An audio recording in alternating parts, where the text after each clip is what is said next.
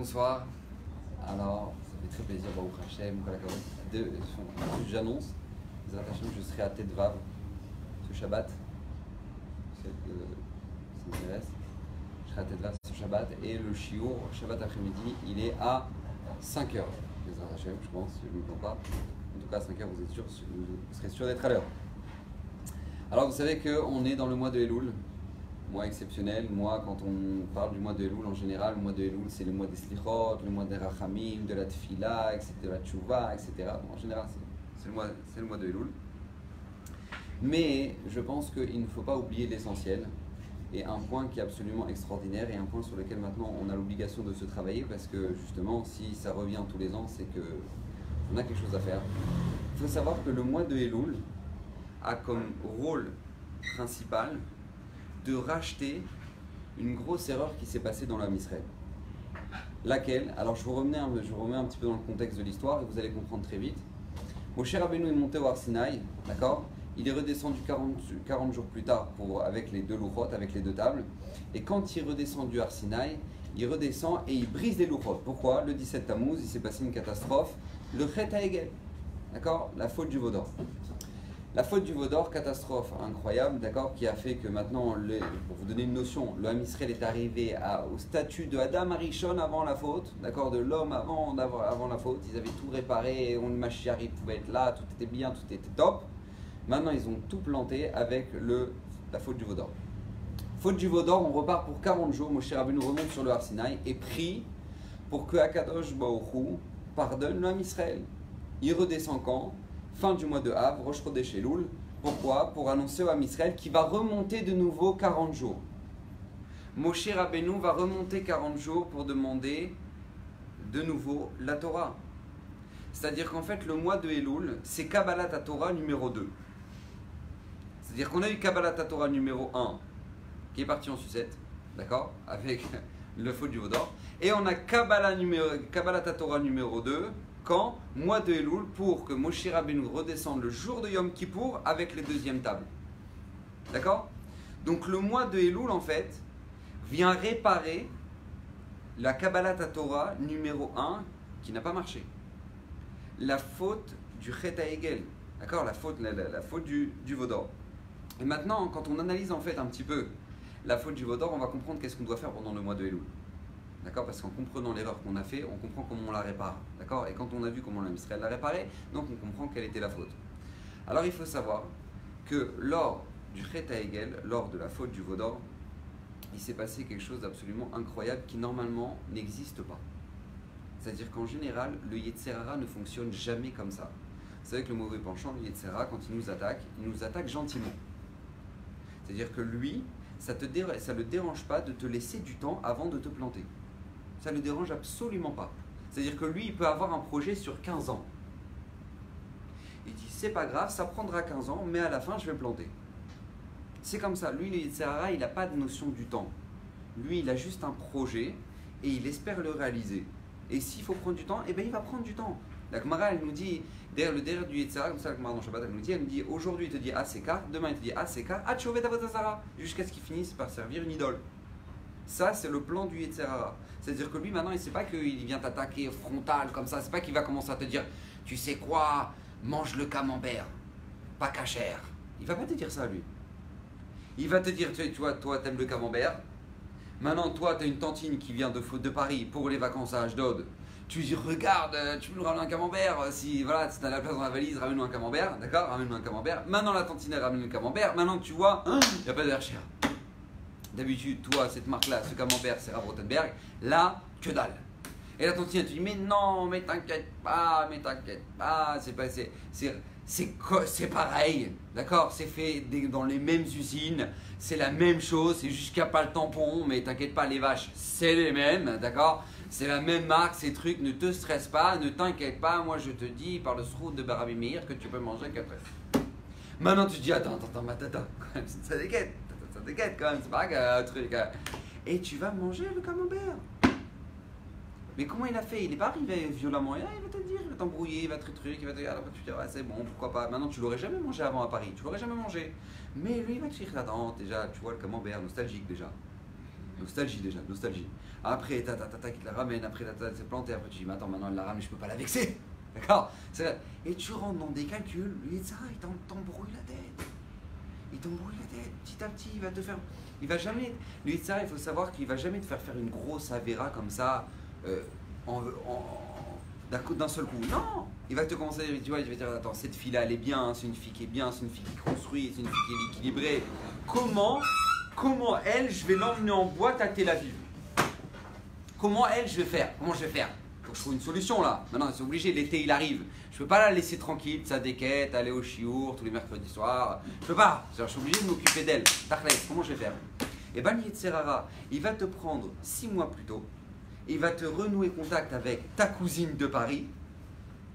Que elle, maintenant, elle t'annonce qu'elle va passer sur Ashdod pour les vacances. Maintenant, toi, ta cousine, ça fait 2 ans que tu l'as pas vue. 2 ans que tu n'as pas vu ta cousine, elle vit une adolescence à Paris assez olé olé. D'accord?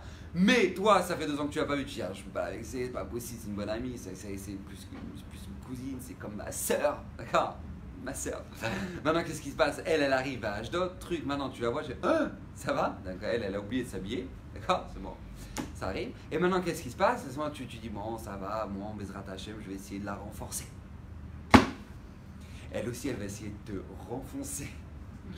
Elle va faire ça, mais après elle va dire, mais non, mais ça va, t'inquiète pas, viens, on sort, viens, mais rien que nous deux. Elle dit, rien qu'on sort à Tel Aviv, on se balade sur la Taïlette. On va faire allez, vas-y, viens, on sort. Donc, vas-y, tu vas aller à la Taïlette de Tel Aviv, tu vas commencer à faire. Maintenant, elle va se balader sur la Taïlette. D'un coup, elle dit, oh, hey, tu sais pas quoi, regarde, c'est Kevin. Hey, Kevin, oh, comment tu vas? C'est vrai que maintenant, elle rencontre Kevin. Maintenant, toi, tu es Kevin, regarde, c'est ma copine. Moi, allez, je suis Meret Nigia, d'accord, faut pas la toucher. Et c'est comme ça, et Léat. Et après, tu vas te retrouver en boîte, elle va te dire, mais tu on danse ensemble, ça va, c'est pas on danse avec le garçon, on danse, se détendre ensemble, et tu vas te retrouver là-bas. Mais comment il a fait? Lui, ça fait déjà 6 mois qu'il avait prévu cette soirée. Le Yetzerara, ça fait déjà 6 mois qu'il a dit, elle, je vais la planter. Mais il prend tout son temps, et toi, tu te réveilles le matin, tu dis, ah, qu'est-ce qu'on va faire aujourd'hui? Et lui, il dit, bah aujourd'hui, on va t'éclater. C'est comme ça c'est le Yetzerara. Maintenant, le problème, il est que la faute du veau d'or, elle ne s'est pas passée comme ça. La faute du veau d'or, elle est sortie complètement de la nature. C'est-à-dire que normalement, le Yetzerara, il va doucement, et là, il va planter le Ham Israël, mais d'une violence. C'est-à-dire que le Ham Israël, ils étaient à un niveau inimaginable, ils étaient arrivés à le Dordéa, c'est-à-dire qu'eux qui ont montré Hachem du doigt quand ils ont traversé la mer, Zekeli Vanveu, eux maintenant, ils vont arriver au pied du Har Sinaï et ils vont dire sur un veau, ils vont dire Zelokecha Israël, voilà, c'est ton Dieu Israël. Mais comment ils sont arrivés à ça? Alors c'est vrai que c'est pas eux qui ont fait le veau d'or, c'est vrai, c'est le Erev Rav, c'est le ramassis d'Égyptiens qui leur a poussé une kippa sur la tête au moment de la sortie d'Égypte, d'accord? C'est vrai, c'est eux qui ont fait. Mais eux, ils avaient ce qu'on appelle une Tovatana. Qu'est-ce que c'est qu'une Tovatana? Tovatana, c'est qu'ils avaient un profit de ça. Parce qu'eux aussi, ils étaient perdus. Ils étaient perdus, les Bnei Israël. Ils étaient perdus autant que les Erev Rav. Ils étaient perdus. Ils voient Moshe Rabbeinu qui ne redescend pas. Ils ne savent pas quoi faire. Ils sont en panique. Donc, comme ils sont en panique, alors tout simplement, qu'est-ce qui va se passer? Quelque chose d'absolument incroyable. Eh bien, ils vont dire, ouais, pourquoi pas? C'est-à-dire qu'ils vont voir qu'il y a un veau qui va sortir, mais ils vont dire, ouais, pourquoi pas? C'est-à-dire, c'est pas que. D'accord, c'est comme un associé avec Shabbat. D'accord, toi, tu as ouvert une boîte, tu as ouvert une société, mais toi, tu es super religieux, ton associé, il n'est pas du tout religieux, et lui, maintenant, il fait les affaires le Shabbat, mais les bénéfices, c'est 50-50. Et toi, tu dis, attends, moi, je suis chômeur Shabbat, moi, je travaille pas, attends, je décroche pas mon téléphone, rien du tout, rien à voir. Mais attends, ton copain, tu sais très bien qu'il travaille Shabbat, et lui, maintenant, tous les bénéfices, c'est 50-50. Donc, tu es associé dans le Chilou Shabbat. C'est la même chose avec la faute du veau d'or. Le Ham Israël, c'est vrai qu'ils étaient là, c'est vrai qu'ils regardaient, mais eux, quelque part, ils se sont dit, attends, on a pu mocher, au moins on a un veau. Mais comment ils ont craqué comme ça? Comment le Yetzerara, il a réussi? Et là, on va apprendre une règle absolument extraordinaire. Le Yetzerara a réussi avec un principe très simple. Il nous a mis en panique. À partir du moment où un juif est en panique dans sa vie, qu'il sache qu'il est en danger. Il est en danger. Le Yetzerara, quand il nous attaque doucement, c'est quand, Baruch Hashem, on se sent bien. D'accord? Mais quand il nous met en situation de panique, on peut s'écrouler, mais d'une minute à l'autre. On peut arriver à faire des choses très graves, d'une minute à l'autre. Pourquoi? Parce que tu es perdu. Et à partir du moment où l'Yetzara, il a réussi à te rendre perdu, et ben tu es en danger. On voit ça avec le Chet HaEgel, la faute du veau d'or. Eux, ils sont arrivés, ils ont dit attends, Moshe Rabbeinu, il a dit 40 jours. Mais là maintenant, il n'est pas arrivé là, ça fait 40 jours, il n'est pas arrivé. Alors où est-ce qu'il est? Ils se sont commencé à se poser cette question-là. Ils ont donné l'autorisation au Satan de les attaquer. Mais comment il va les attaquer? Mais comment? Il va leur montrer le kéver de Moshe Rabbeinu qui est mort dans le ciel. Mais comment il a eu? Comment l'Yetzerara il a pu faire ça? Parce que nous, on lui a laissé la place pour ça. Nous, on lui a laissé la place pour ça. Au moment où maintenant, Moshe Rabbeinu, il allait descendre, il a dit, mais attendez 2 secondes. Aaron leur a dit, mais 2 secondes, d'accord, il va arriver. Non. Le Yetzerara, il leur a dit, il est arrivé la 6e heure, là, qu'est-ce qui se passe? Moshe Rabbeinu, il n'est pas là. Il est mort. C'est qu'il est mort. Ils se sont dit, peut-être qu'il est mort. Vous en avez des tonnerres et des éclairs, mais qui c'est qui peut tenir face à un truc pareil? Peut-être que c'est vrai qu'il est mort. Ils sont rentrés dans une panique. Rabotai, il va sortir un veau d'or de ça. Il va sortir un veau d'or de ça. Le Ham Israël, ils ont vu en Égypte les 10 plaies. Ils ont vu qu'Hachem, il gère le monde. Ils ont vu qu'Hachem, c'est le patron. Ils l'ont vu de leurs propres yeux, ça. Moshe Rabbeinu, il les fait sortir d'Égypte. Il les fait sortir en pleine journée. Maintenant, il n'y avait pas un esclave qui est sorti d'Égypte de toute l'histoire. Eux, ils sortent. 3 millions de juifs, ils sortent détente. Maintenant, eux, ils voient ça. Ils disent, waouh, franchement, Moshe, la classe. Franchement, Moshe, respect. Et ils vont dire, En lano et la divré ben Amram. Tout ce qu'il nous dit Moshe de faire, il n'y a pas de problème, on le suit. Franchement, mais c'est incroyable. Magnifique. Rabotai, ils arrivent devant la mer. Il y a les Égyptiens derrière, la mer qui est fermée, les bêtes féroces de chaque côté. Et là, ils disent, Moshe, tu voulais qu'on crève, c'est ça que tu veux. En fait, il n'y a pas assez de cimetières en Égypte, tu veux qu'on meure sur le bord de la plage, c'est ça que tu veux. Attends, j'ai pas compris. Quelques heures avant, tu viens de dire En lano et la divré ben Amram, ce que Moshe il a dit, mais te rends compte, mais t'as vu ce qu'il a fait pour nous, mais t'as vu, il a ouvert. Mais il nous a envoyé 10 plaies, il a rasé l'Égypte. Et là, tu arrives devant la mer et tu dis à Moshe Rabbeinu, tu veux nous tuer en fait. Mais comment tu fonctionnes dans ta tête? Réponse, quand tu es pris de panique, tu ne peux plus gérer. Tu ne peux plus gérer. C'est pareil les Meraglim, les explorateurs, ils sont partis explorer Eretz Israël, ils reviennent. Mais comment ça s'est passé? Vous savez le Midrash qui raconte? Comment ils ont fait les Meraglim? Ils sont arrivés, ils ont dit, ouais, c'est une catastrophe. Non, c'est ce qu'ils ont fait. Ils sont arrivés les explorateurs, ils sont rentrés chez eux, ils sont assis dans la tente, ils sont assis dans le coin et ils sont mis à pleurer. Ils sont mis à pleurer, ils ont pleuré. Maintenant, sa femme, d'accord, leur femme, ça fait 40 jours qu'ils les a pas vus. Qu'ils n'ont pas vu leur mari. Ils disent, mais qu'est-ce qui se passe? Pourquoi tu t'assois là dans le coin de la tente? Il dit, ah, laisse tomber, je peux pas te dire. Il dit, mais qu'est-ce qui se passe? Mais pourquoi tu pleures? Mais qu'est-ce qu'il y a? Et les enfants, ils arrivent, ils disent, mais papa, pourquoi tu pleures? Qu'est-ce qui se passe? Il dit, ah, venez dans mes bras, que je fasse des bisous. Vous allez tous crever. Je dis, mais pourquoi tu me parles comme ça? Il dit, ah, mais vous savez même pas, c'est des géants, c'est des fous là-bas. Je ne sais pas quoi vous dire, je vous aime. Eux, ils entendent leur père qui dit un truc pareil, ils se mettent à pleurer. Donc maintenant, tu as 10 tentes dans tout le Machané, dans chaque tribu, qui se mettent à pleurer. Maintenant, les voisins, ils entendent que tout le monde pleure. Ils sortent. Ils disent, pourquoi ça pleure chez la famille truc?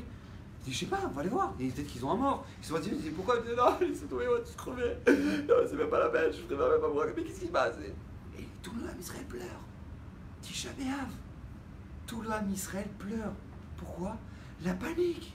Mais t'as un problème. Mais va voir Moshe. Il y a un problème, voilà. Le rapport, il est 0. C'est une catastrophe. Bah, tu rentres, tu vas voir Moshe, tu t'assois dans la tente de Moshe et tu pleures un bon coup. Va voir Moshe, tu pleures, tu chiales, tu dis bien, Moshe Rabbeinu dit, c'est bon, vous avez arrêté, c'est bon, hop, c'est bon, c'est terminé. Ok, alors maintenant on parle. Qu'est-ce que vous avez vu? Non, qu'est-ce qu'ils ont fait? Ils sont pas partis voir Moshe. Ils sont partis dans leur tente, ils ont commencé à paniquer tout le monde. Il y a eu la panique et tout le monde a pleuré. Mais sur quoi? Hachem, il t'a donné la main aujourd'hui, t'es dans l'année kavod, tu vois pas que c'est la clim alors qu'il fait 40 dehors? Tu vois pas que là, t'es dans la clim là? Tu vois pas que tu bois du beurre Myriam? Tu vois pas tout ça?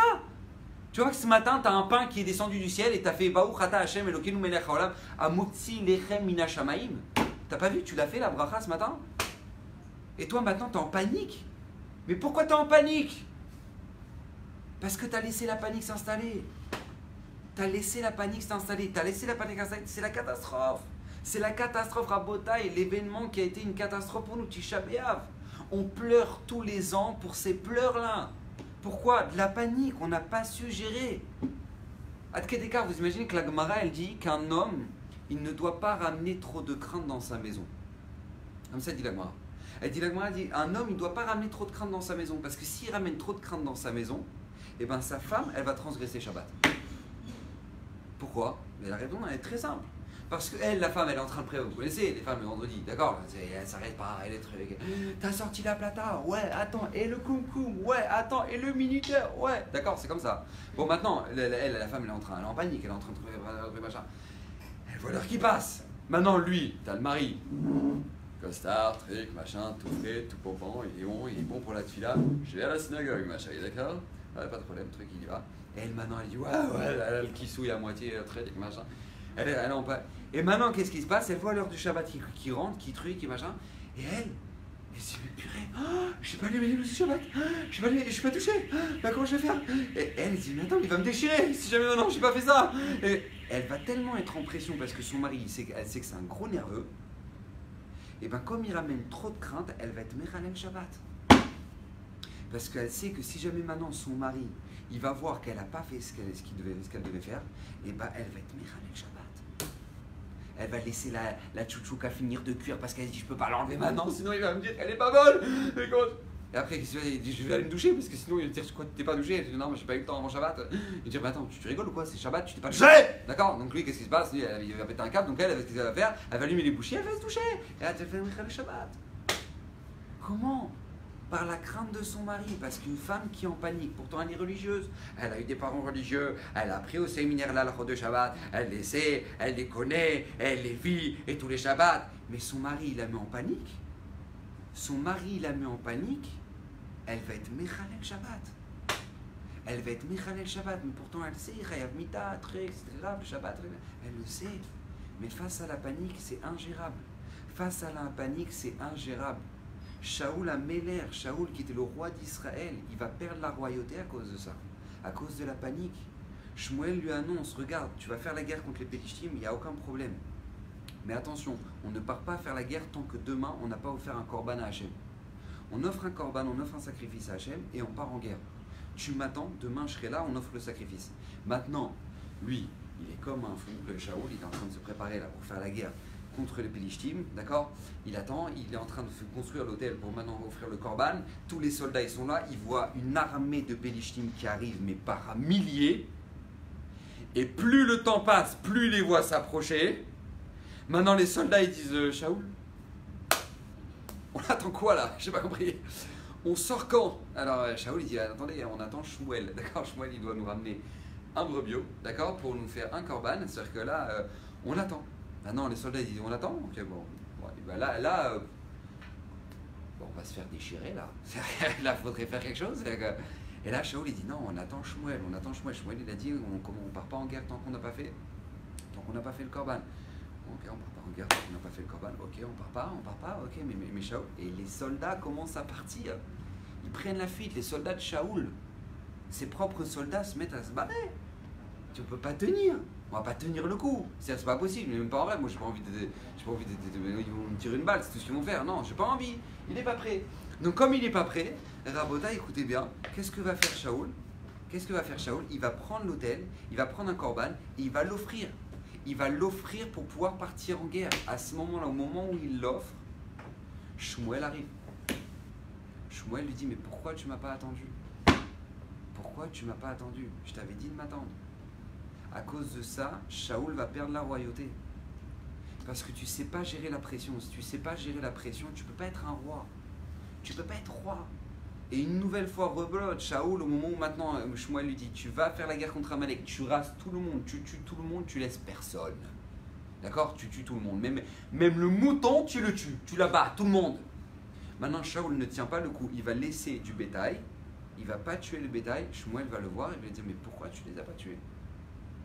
Il va perdre la royauté, parce que si tu n'es pas capable de gérer la pression, tu ne peux pas être roi.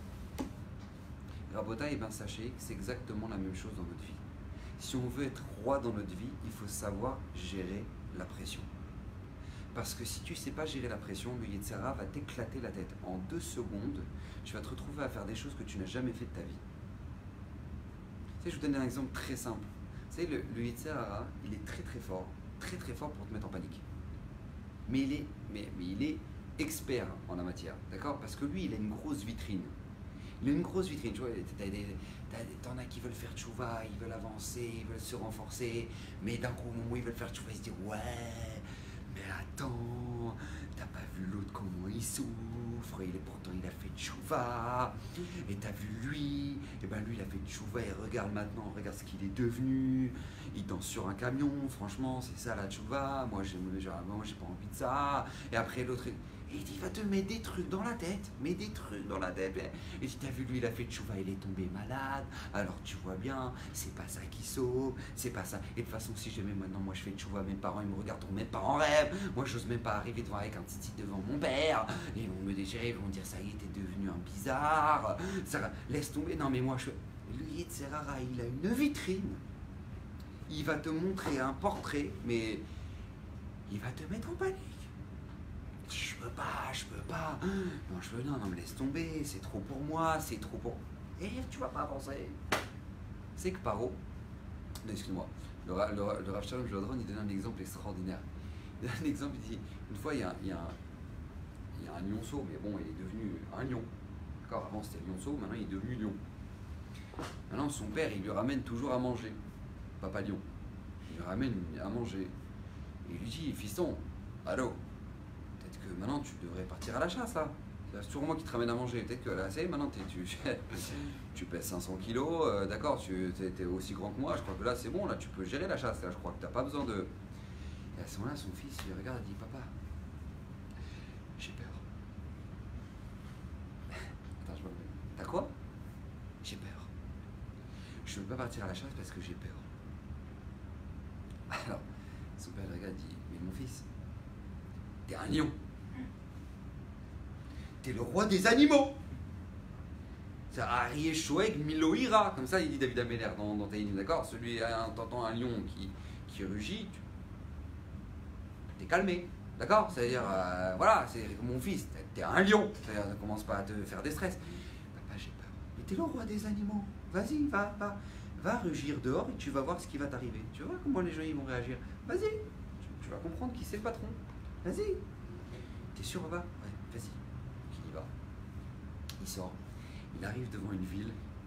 Et sur les portes de la ville, il voit un dessin de Shimshon qui déchire la gueule du lion en deux. C'était la gravure qu'il y avait sur la porte de la ville.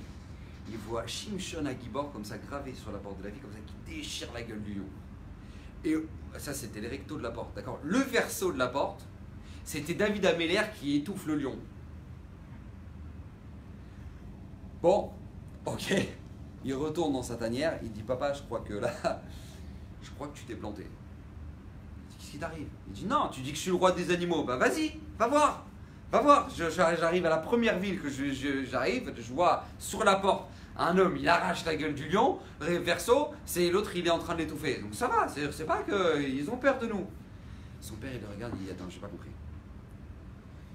Tu crois franchement que si c'était si facile de tuer un lion, il l'aurait mis sur une porte?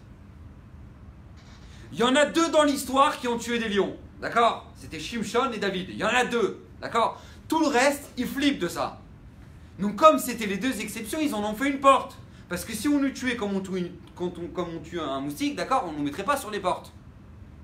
Donc tu dois comprendre justement de là ta grandeur. C'est exactement pareil avec le Yetzer Hara.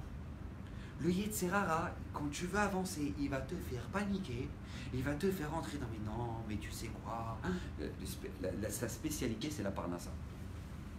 La spécialité du Yetzer Hara pour t'angoisser, c'est la parnassa. Mais comment si tu es religieuse et que tu vas faire un séminaire, mais comment tu vas vivre? Et tu vas crever la faim, et tu vas faire la yeshiva, mais tu vas finir clochard, et tu vas... C'est la spécialité, il est trop fort. Et il va te montrer deux exemples, d'accord? C'est comme c'est pareil, des gens, tu leur expliques par A plus B que le meilleur principe pour pouvoir se marier, c'est le shidour, mais il va te faire connaître le cas de shidour, que la femme, elle a fait un shidour et qu'elle s'est fait frapper, et que du coup, tu dis, voilà, les shidours, c'est pas bien, parce qu'elle s'est fait frapper.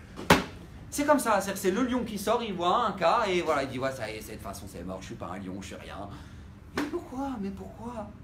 Ça, c'est la spécialité du Satan. C'est la spécialité du Satan. Il va commencer à dire, mais tu deviens religieux, mais comment, de quoi tu vas te nourrir, de quoi tu vas manger, de quoi tu vas truc. Une fois, il y a un baron, il est parti voir Rabbi Eliezer Lopian. Il est parti voir Rabbi Eliezer Lopian. Et il lui dit, c'était le Rosh Yeshiva, le Yeshiva, et le Rav, il lui dit, Rav, ça vous dérange pas, regardez, moi je fais le Seder, je suis sérieux, etc. Je voudrais juste le soir, après le Seder, commencer une petite étude à distance, apprendre un petit métier, un petit truc comme ça. Je bouge pas, je touche pas au Seder de la Yeshiva. C'est juste que je voudrais apprendre un petit métier, quoi, à la fin, le soir, un truc. Alors le Rav, il regarde, t'as besoin d'argent? Tu as besoin d'argent, tu n'as pas de quoi manger. Tu aurais dû me dire, pas de problème, je te donne de l'argent. Il dit, non, Rav, non, je n'ai pas besoin d'argent, c'est juste que je prévois l'avenir, quoi. Je dis, peut-être qu'un jour, j'aurai besoin d'un métier. Alors le Rav, il regarde, il me dit, qui te dit que tu vas vivre? Ah ouais, regarde, attends, Rav, pardon? Il dit, oui, qui te dit que tu vas vivre? Peut-être tu n'auras jamais besoin d'un métier, peut-être tu seras dans la tombe. Je dis, mais Rav, pourquoi vous parlez comme ça? Top angoisse, quoi, qu'est-ce que je fais, moi, pour vous parler comme ça? Je dis, non, je sais pas, pourquoi tu sais que tu vas vivre comme ça, c'est évident pour toi. Je dis, Bezrat Hashem, Rav, je vais vivre, Hashem lui-même, Hashem Bezrat Hashem, les gens ils vivent, bon, Hashem, moi je vais vivre aussi, je ne pas. Il dit, ah d'accord, tu vois. Je dis, non, c'est juste que maintenant, Bezrat Hashem, un jour je vais vivre, je vais me marier, qui tu vas te marier? Qui tu vas te marier? Tu veux que je te fasse la liste des Bachorim que moi je prie pour eux pour qu'ils se marient un jour? Qui tu vas? Ah, mais c'est pas possible, qu'est-ce que je vous ai fait là? Pourquoi vous me parlez comme ça? Vous me maudissez ou quoi? Mais bah, je te maudis pas. C'est-à-dire que comment c'est évident pour que tu vas te marier? Je dis, qui tu vas te marier? Je dis, mais Bezrat Hashem, Rav, je vais me marier. Pourquoi vous me parlez comme ça? Je dis, Bezrat Hashem, je vais me marier, Bezrat Hashem, Rav. C'est juste que voilà, quand on se marie, on a des enfants, on a des. C'est pas qui t'a dit que tu auras des enfants? Mais qui tu as dit que tu auras des enfants? Tu veux que je te fasse la liste des Bachorim qui sont passés à l'Yeshiva, ils n'ont toujours pas des enfants, je prie pour eux. Qui t'a dit que tu auras des enfants? Je dis, Rav, mais pourquoi vous parlez comme ça, Rav? Je comprends pas. Déjà, je savais pas que si je vais vivre, si je vais me marier, c'est avoir des gosses, Bezrat Hashem, Rav. Alors Rav, je regarde, il dit, attends, j'ai pas compris. J'ai pas. Temps mort. Bezrat Hashem, tu vas vivre. Bezrat Hashem, tu vas te marier. Et Bezrat Hashem, tu auras des enfants. Alors Bezrat Hashem, tu auras la parnassa. C'est-à-dire, toi, tu es en train de te faire une angoisse, alors que sur l'essentiel, tu n'as pas d'angoisse. C'est-à-dire, Bezrat Hashem, tu vas vivre, Bezrat Hashem, tu vas te marier, Bezrat Hashem, tu auras des enfants, là-dessus, tu n'as pas de soucis, mais sur la parnassa, tu commences à te faire des angoisses. Reste tranquille, t'inquiète pas, Kadosh Baruch Hu, il va gérer ta vie, il va gérer ton mariage, il va gérer tes gosses, comme il gère ta parnassa. T'inquiète pas. Mais le Satan, il est là pour nous faire des angoisses, mais la spécialité, vous savez, une fois, le Ben Ishra, il raconte cette histoire-là. Ben Ishra, il raconte qu'une fois, il y a un bachour, il devait se marier. Non, une jeune fille, pardon, une bachoura, elle devait se marier. Mais c'est un tov, Mazatov, le père, il cherche un khatan. Et on propose au père, voilà, mariez votre fille avec, voilà, il y a un bon bachour yeshiva, il va devenir un talmid chacham, mariez-le avec ce garçon, votre fille, c'est une fille super, mariez avec lui. Et lui, le père, il dit, attends, je marie avec quelqu'un qui étudie la Torah. C'est quoi? Ils vont vivre de quoi? Des livres qu'il n'arrête pas de lire là? C'est ça? Ils vont vivre des livres qu'il n'arrête pas de lire. Ça va, moi, ça me va. D'accord? Je gère. Il a marié sa fille avec un businessman. Le businessman, il a fait faillite. Ben Ishraï, hein? Histoire véridique du Ben Ishraï. Le businessman, il a fait faillite. Il n'avait plus une thune. Il faisait des petits boulots, lui et sa femme, pour essayer de gagner de l'argent. Il voit dans le journal une annonce des gens qui sont relieurs de livres, qui réparent les livres. Et il se retrouve chez qui? Chez le Rav, qui était le bachour avec lequel elle aurait dû faire le shidour. Elle se retrouve chez le Rav, en train de réparer les livres du Rav qu'il a lu. Exactement ce qu'a dit le père. Ils vont vivre de quoi? Des livres que lui, il est en train d'étudier. Parce que toi, tu as dit ça, et ben tu verras que c'est comme ça que tu vas vivre. Rabotaï à la Kedekar, me dit Satan, mais qu'est-ce qu'il est bon pour te créer des angoisses? Mais qu'est-ce qu'il est bon? Mais c'est-à-dire, les gens, tu leur dis, mais étudie un peu le matin. Tu dis, non, mais vous comprenez, Rav, si j'étudie le matin, alors j'arrive au magasin, il sera 10h30, après je vais arriver au labo, truc, ce serait pas bon. Rav Israël me dit, mais comment?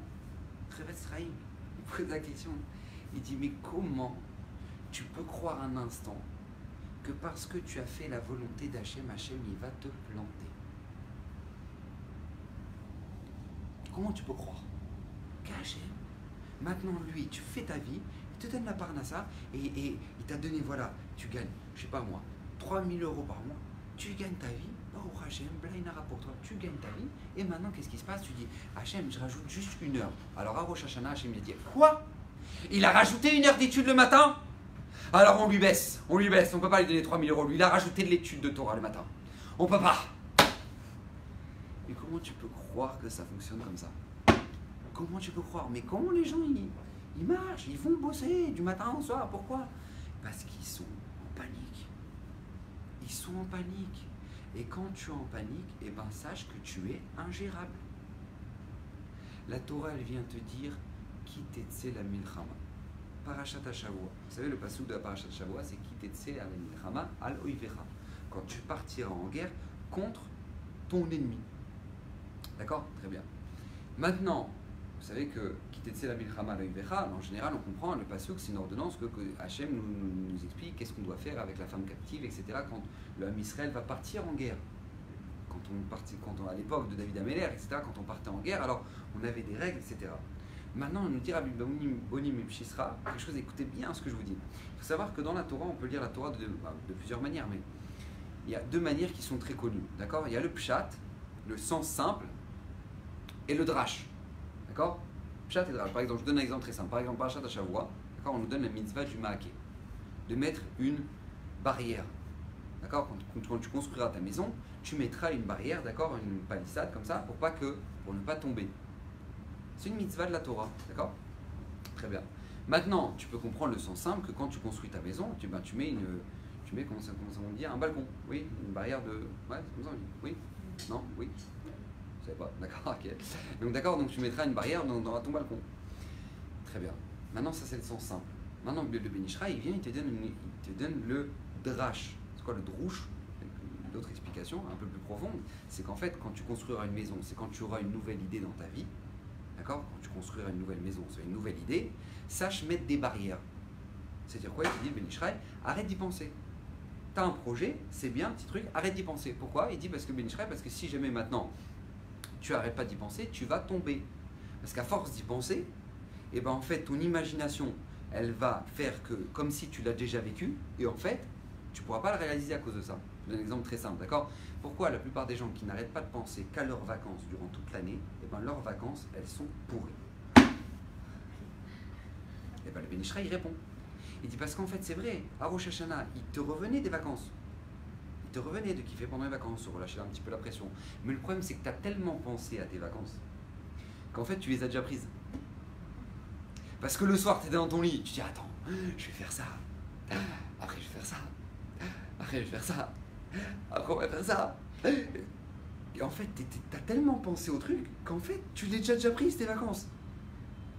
Donc, il te dit, le Ben Ish Chai, quand tu vas construire une maison, tu as un nouveau projet, mets une barrière, c'est bon, tu vas partir en vacances, c'est bon, arrête d'y penser. Parce que si tu y penses, tu vas déjà kiffer. Et si tu kiffes, tu prends déjà tes vacances. Donc, en fait, ça te revient plus après.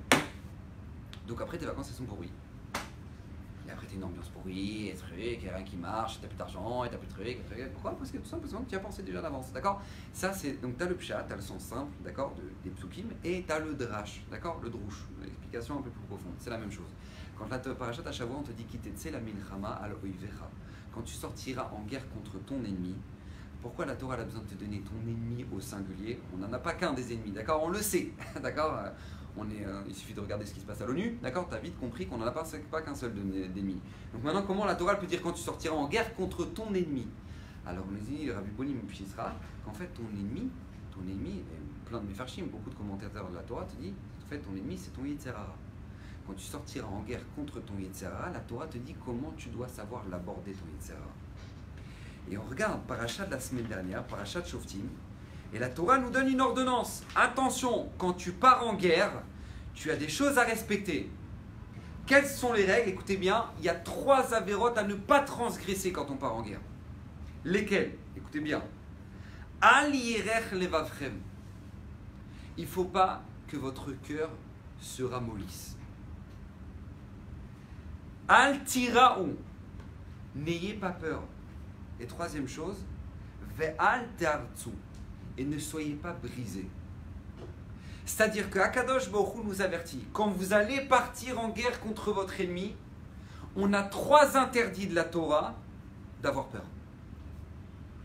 Je vous relis. Al yirech levavchem, que ton cœur ne soit pas ramolli. Al tira, ou n'ayez pas crainte. Val ta'artzu, et ne soyez pas brisés. Je ne sais pas si vous imaginez un peu ce qu'on attend de nous. C'est-à-dire que tu pars en guerre, d'accord? Tu arrives à la frontière de Gaza, tu as les mecs qui attendent qu'une seule chose, se faire sauter pour que tu crèves. Tu as 3 interdits de la Torah d'avoir peur. 3 interdits. Tu n'as pas le droit d'avoir peur. Tu dois avoir confiance. Rachid te dit pourquoi 3 interdits? Et te dit parce qu'en fait, nos ennemis, quand ils nous attaquent de 3 manières. Comme ça, il explique. Il dit pourquoi. Première chose, ils arrivent, ils frappent les boucliers comme ça. Bam, bam, bam. Ils frappent les boucliers comme ça. À l'époque, ça se passait. Maintenant, c'est autre chose. Mais bon, ils frappent comme ça les boucliers. Bam, bam, bam. Pourquoi? Pour t'intimider. Parce que quand tu entends du bruit comme ça, des boucliers qui sont en train de se taper, toi, tu es dans la ville, tu te dis, oh, c'est chaud là. C'est-à-dire que là, ils sont bouillants, là, les mecs. Et après, qu'est-ce qui se passe? Qu'est-ce qu'ils font? Ils commencent à faire hennir tous les chevaux. À les faire comme ça. Tu as tous les chevaux, tu as des milliers de chevaux qui commencent à faire ça. Maintenant, tu entends ça, tu. Attends, je sais pas quoi. Il y a beaucoup de bruit là. Attends, je sais comment on va faire. D'accord? Et après, l'étape d'après, c'est qu'ils commencent à faire du chauffard. Ils commencent à faire de la corne et tout comme ça. Ils commencent à crier. Ils commencent à crier comme des malades. Maintenant, pourquoi ils font tout ça? Pour te mettre en panique. Pourquoi ils font tout ça? Pour te mettre en panique. Nous disent les Mefarshim, c'est exactement ce que fait le Satan avec nous. Le Satan, lui, il n'a rien à te vendre. Donc, comme il n'a rien à te vendre, il faut qu'il te mette en panique. Mais comment il te met en panique? Eh bien, il fait du bruit. Et il va t'angoisser. Et il va te stresser. C'est pour ça que, vous savez, une fois, pour la petite histoire, mais une fois dans la ville de Radoms, c'est une grande ville en Europe, il y avait un nouveau rabbin qui venait d'arriver. Il venait d'arriver dans la ville. Tout frais, tout pampant, le nouveau rabbin. Maintenant, il arrive le premier jour, il y a une femme qui est veuve, orpheline, mais bon, elle est veuve déjà.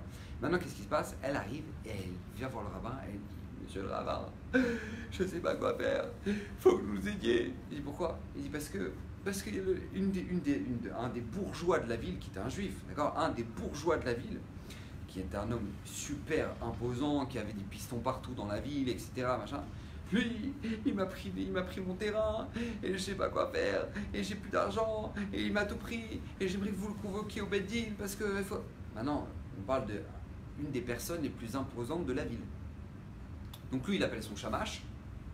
Le rabbin, il appelle son shamash, il dit, regarde, tu vas me le chercher, lui, d'accord? Tu vas le chercher chez lui, tu me le ramènes, il y a un Beddin. Maintenant, lui, le shamash, lui, ça fait 20 ans qu'il est dans la ville, il sait de qui on parle, il connaît le bourgeois. Vous êtes sûr qu'il faut le ramener, Il dit oui, tu me le ramènes tout de suite.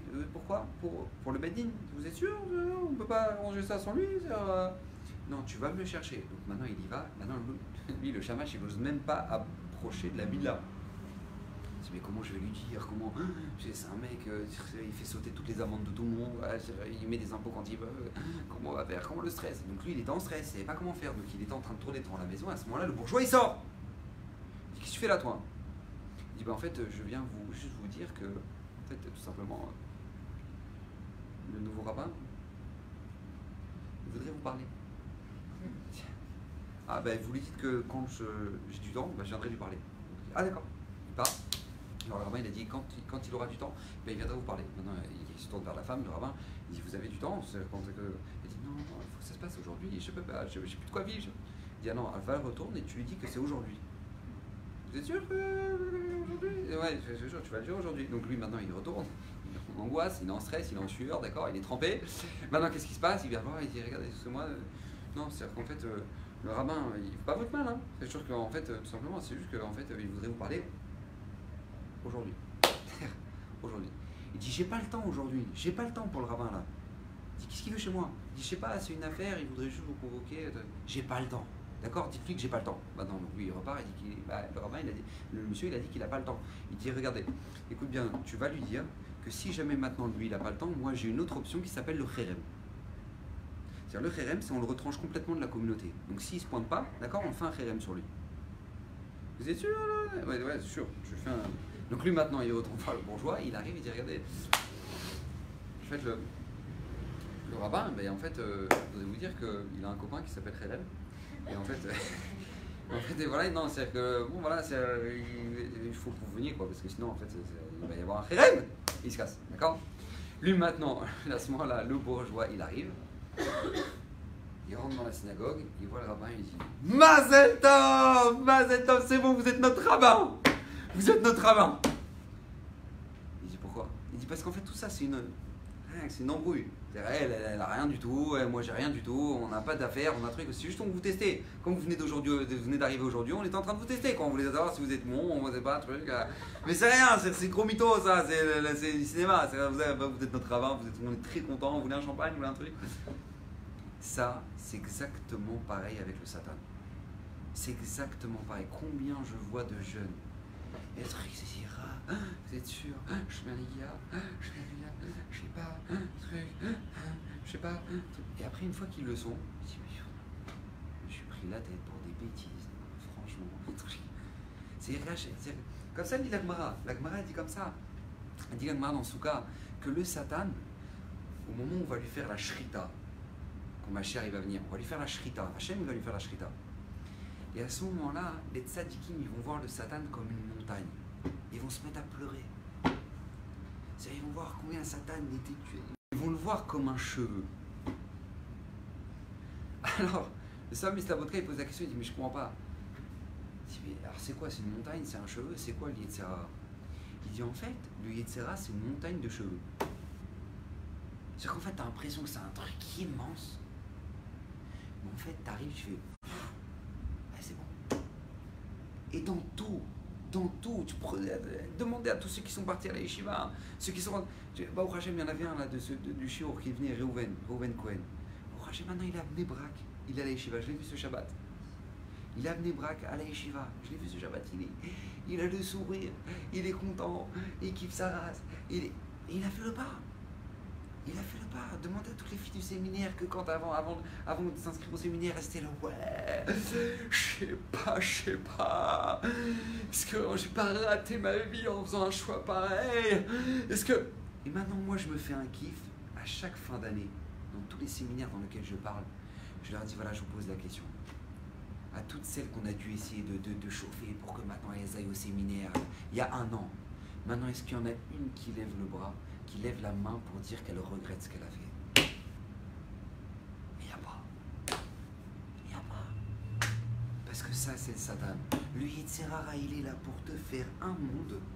Mais un monde, il va te faire un monde, mais de folie.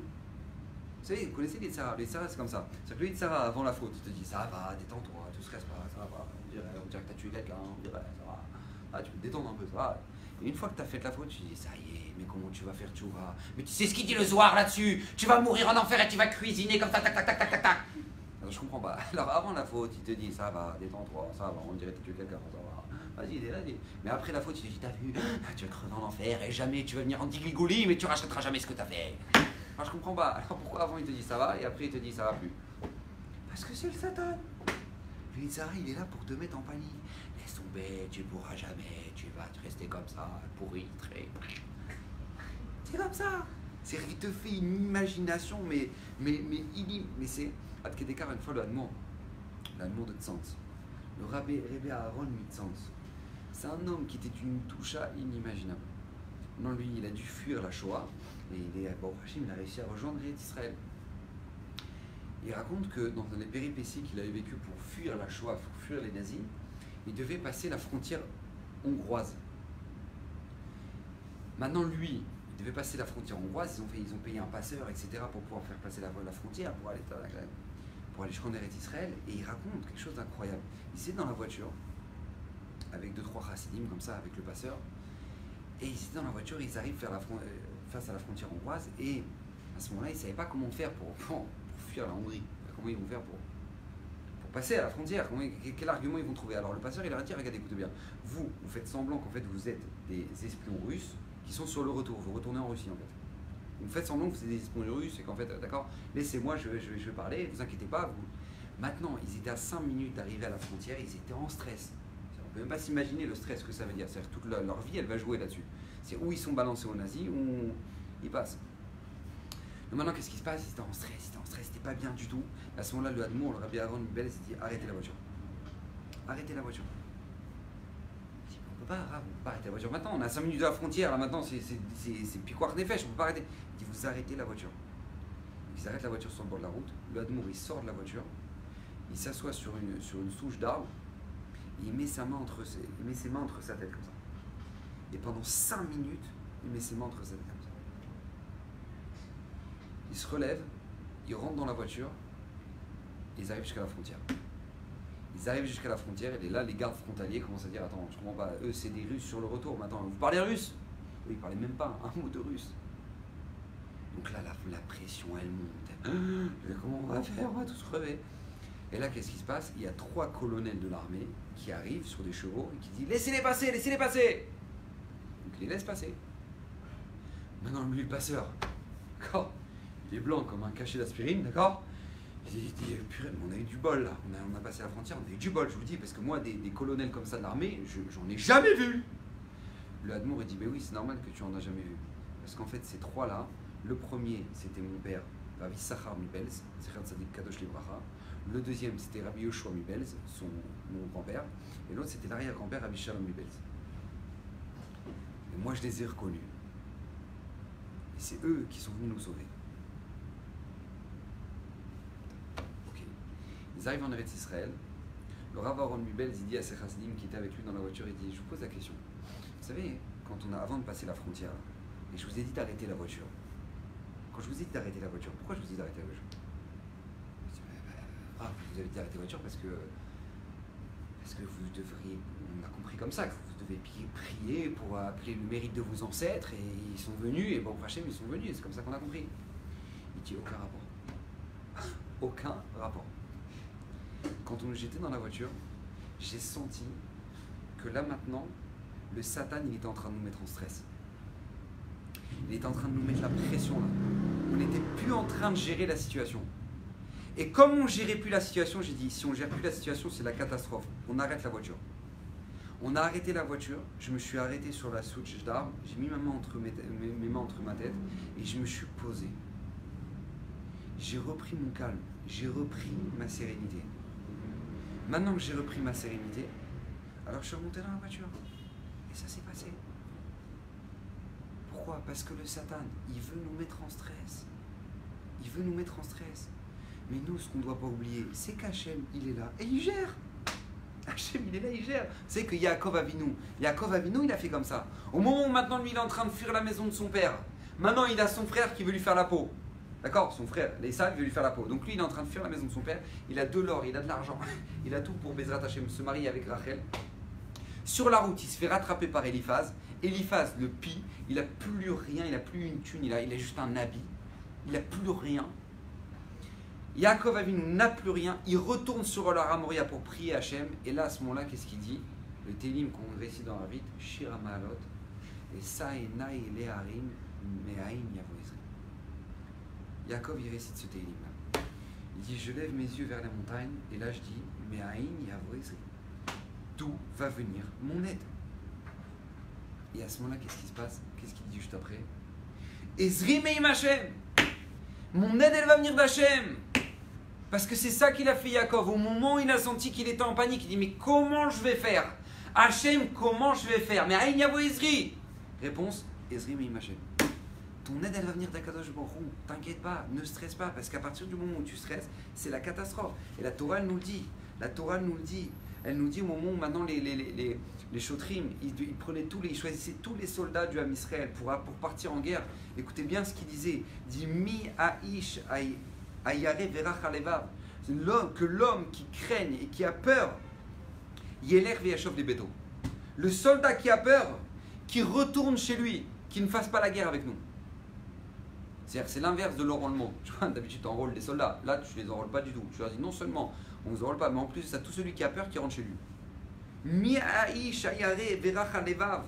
Yeler Veyashov les bétos. Pourquoi? Velo Yimas et Levav Echav Kilvavo.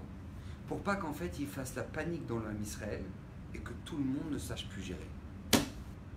Et les Chotrim me disaient que tous les soldats qui ont peur, qui rentrent chez eux. Parce qu'un soldat qui a peur, il va faire paniquer tout le monde. S'il fait paniquer tout le monde, c'est fini. Rabotaï, c'est fini. Pourquoi je vous dis tout ça? Parce que c'est exactement le travail qu'on doit faire le mois de Elul.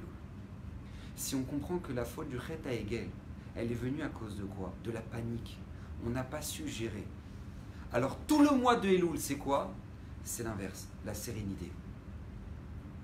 On doit être serein. On va recevoir la Torah de nouveau. Tu as reçu la Torah dans le stress, tu dois recevoir la Torah dans la sérénité. Pose-toi. C'est quoi les slichot? Vous savez que l'heure idéale pour faire les slichot, l'heure idéale pour faire les slichot, c'est au lever du soleil. Ça, c'est l'heure idéale. Pourquoi c'est l'heure idéale? Parce que levez-vous pour les slichot au lever du soleil. Vous allez voir, il n'y a personne dans la rue. Il n'y a personne. Tu marches dans la rue, tu es tout seul, tu vas à la synagogue, tu vas faire les slichot. Pourquoi tu fais ça? Pour réfléchir à tes actions. Mais pas dans la panique. Pas comment ça va? Non, pas comme ça. Si tu es posé, tu pars le matin, tu marches dans la rue, tu es tout seul, tu réfléchis, tu es toi et toi-même. Et tu réfléchis à tes actions. Et là maintenant, tu es en condition pour pouvoir demander pardon à Hachem. Je vous le dis tout le temps, quand tu veux faire tchouva, tu dois jamais faire tchouva avec des sentiments. La tchouva, c'est réfléchi. Tu t'es planté, tu dois commencer à dire ouais, je suis planté. Non, tu ne vas pas faire comme ça. Non, quand tu t'es planté, d'accord? Quand tu t'es planté, tu dois dire je me suis planté et je réfléchis comment je suis arrivé à ça. Comment je suis arrivé à ça? Mais pas avec les sentiments, et de toute façon je vais mourir en enfer. Non, pas comme ça. Tu réfléchis posé. Je me suis planté, qu'est-ce que je dois faire? Comment je suis arrivé à ça? Et que ça ne se reproduise pas. Tu dis ouais, mais rattaché, la prochaine fois ça ne se reproduise pas. Et tu bases. Et tu bases. Et quand viendra le jour où la chose elle sera réglée chez toi et que tu retomberas plus parce que tu as su réfléchir et tu n'es plus tombé, alors à ce moment-là, tu commenceras à faire. Tu mettras les sentiments et tu demanderas pardon à Kadosh Baruch Hu. Mais si tu ne fais pas comme ça, sache que le Yetzer Hara il va te mettre en panique et tu seras perdu. Tu seras perdu. Le mois de Elul, c'est justement le mois de la sérénité. Le mois dans lequel maintenant tu as fait une bêtise. On a fait une bêtise. On récupère, tu poses, tu réfléchis. Tu as un mois pour préparer Rosh Hashanah. Tu n'es pas en stress, tu n'es pas en truc. Non, tu te poses, tu réfléchis, tu as un mois pour préparer Rosh Hashanah, préparer Yom Kippour. Tu es serein. Maintenant, nous, tout le problème, c'est quoi? C'est qu'on ne comprend pas qu'à chaque Kabbalat Torah, il y a un veau d'or. Et ça, on doit le savoir, ça. Sachez qu'à chaque fois que vous allez avancer dans la Torah, chaque Kabbalat Torah que vous allez recevoir dans votre vie, n'oubliez jamais, il y a un veau d'or. Quand vous allez vouloir avancer, quand vous allez vouloir vous construire, il y aura un veau d'or qui va venir. Je le vois, chez les Bachourim, ça va être la copine. Chez les filles qui vont aller au séminaire, ça va être la Tzniout ou ça va être le copain. Il y a toujours un truc. C'est-à-dire que tu veux te renforcer dans la Shmirat Enaim et d'un coup, il va te sortir le film avec... tu veux te renforcer dans la Tzniout, il y aura un veau d'or. Il y aura Zara qui va sortir la nouvelle collection avec plus court que court. Tu peux pas, tu n'arrives même pas à le mettre. Ça fait... Ah, c'est comme ça. C'est-à-dire qu'à chaque Kabbalat Torah, il y a un veau d'or. C'est comme ça. C'est comme ça. Sois averti. Maintenant, on s'est déjà pris un gros veau d'or dans la tronche. On a compris. Maintenant, qu'est-ce qui se passe? On a Elul. On a Elul pour récupérer tout ce qu'on a fait. On se pose. Maintenant, on n'a pas su gérer. Maintenant, on gère. Maintenant, on gère. Vous savez, malheureusement, on est dans la génération de l'événementiel. Vous savez ce que c'est l'événementiel? C'est-à-dire que maintenant, on te fait ressentir, attends, vas-y, regarde, oh, grosse soirée, pam, resto, pam, les soldes, pam, truc. Maintenant, on ne te laisse pas le temps de réfléchir. On ne te laisse pas le temps. Alors, grosse promotion, attention, il faut tous manger des pizzas, pam. Et attention, demain, c'est hamburger, pam. Et attention, les soldes, ne rate pas, attention, t'as la promotion des baskets, pam. Et pourquoi on nous fait ça? Pourquoi on nous fait ça? Parce que c'est la génération de l'événementiel. C'est-à-dire qu'on ne veut plus qu'on réfléchisse. On veut que tu sois maintenant réactionnel. Tu sais que les magasins, pourquoi tu rentres dans un magasin, tu as la musique à fond. Et pourquoi c'est comme ça? Mais pourquoi tu peux pas tes fringues tranquilles, ils peuvent pas te mettre de musique? Non, t'es... Ouais, qu'est-ce que t'as dit? Ouais, ça te va super! Mais pourquoi c'est comme ça? Pourquoi c'est comme ça? Vous savez pourquoi? La réponse, elle est très simple. C'est parce qu'on veut que tu sois animal quand tu achètes tes habits. On veut que là, tu vois, je fais hop, hop, ouah. Attention, hein, ce haut là, il est bon là. Hop, oh, et la veste, ouais. Parce qu'on veut pas que tu réfléchisses. Parce que si tu commences à réfléchir, attends, ce haut là, ouais, je sais pas, ouais, tu crois, ouais, truc, avec la musique classique et tout. Qu'est-ce que t'en penses? Réfléchissons. Oh, on réfléchit? Allez, on y va. Tu rachèteras jamais comme ça. Donc comment on va te faire acheter? On veut que tu sois maintenant, tu réfléchisses pas. Donc on va te mettre des soldes et des trucs et des machins et des promotions et des trucs et tu vas recevoir par WhatsApp et une promotion, bam, un truc. Pourquoi? Parce on ne veut pas te foutre la paix. On ne veut pas que tu réfléchisses, on ne veut pas que tu sois posé. Parce que quand tu es posé, tu vas faire tu vois. Bah oui, c'est ça et l'autre. Quand tu es posé, tu vas faire tu vois. Mais quand tu es réactionnel et quand tu es animal, ben c'est un veau d'or. Donc on ne se pose pas la question. C'est comme ça. C'est comme ça. Rabotaï, faites attention, le Satan il est là. Le Satan il adore nous faire paniquer. Donc Bezrat Hachem, qu'on puisse profiter de ce mois de Elul pour bien se construire, pour bien avancer. Qu'Hachem vous bénisse, qu'Hachem vous protège, que vous puissiez grandir dans la Torah, les mitzvot, Bezrat Hachem, que de bonnes choses. Bon.